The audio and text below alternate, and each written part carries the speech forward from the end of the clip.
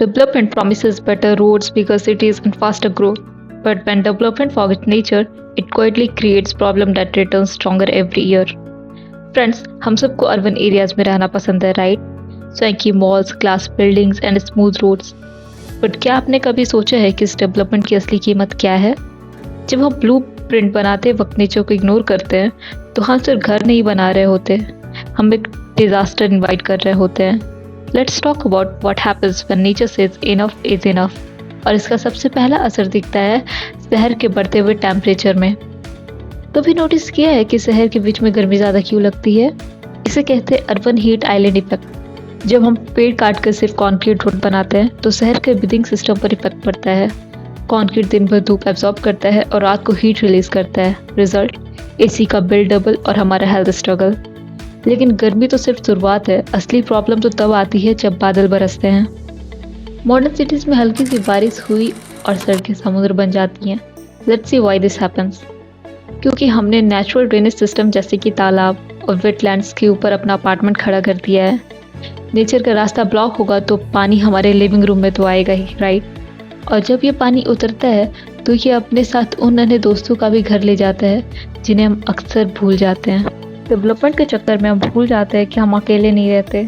Birds, बीज और insect ये हमारे इकोसिस्टम के अनपेड वर्कर्स हैं। जब उनका घर उजड़ता है तो पॉलिनेशन रुकता है और फूड चेन डिस्टर्ब होती है। नो बीज नो फूड, सिंपल मैथ्स है बॉस।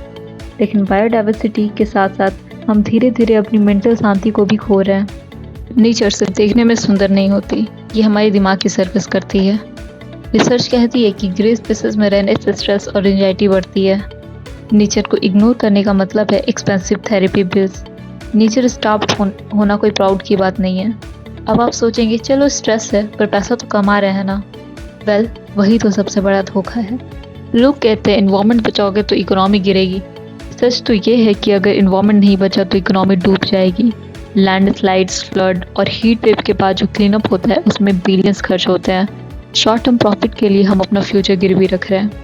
इसका मतलब यह बिल्कुल नहीं है कि डेवलपमेंट को रोक दिया जाए। इसका सॉल्यूशन है दैट इज सस्टेनेबल डेवलपमेंट। हमें ईगोसेंट्रिक से इकोसेंट्रिक बनना होगा। ऐसे शहर बनाए जो नेचर के साथ को एग्जिस्ट करे, उसके खिलाफ नहीं। वर्टिकल फॉरेस्ट, स्पॉन सिटीज और ग्रीन कॉरिडोर्स, ऑप्शन बहुत है, बस नीयत चाहिए। क्योंकि इनमें नेचर को हमारी ज़रूरत नहीं है, हमें नेचर की ज़रूरत है। नेचर को इग्नोर करना is like deleting the system files of your computer and expecting it to run fast. अगली बार जब आप कोई बिल्डिंग देखें तो सिर्फ उसकी हाइट मत देखना, यह देखना कि उसने कितनी जान ली है और कितनी दी है।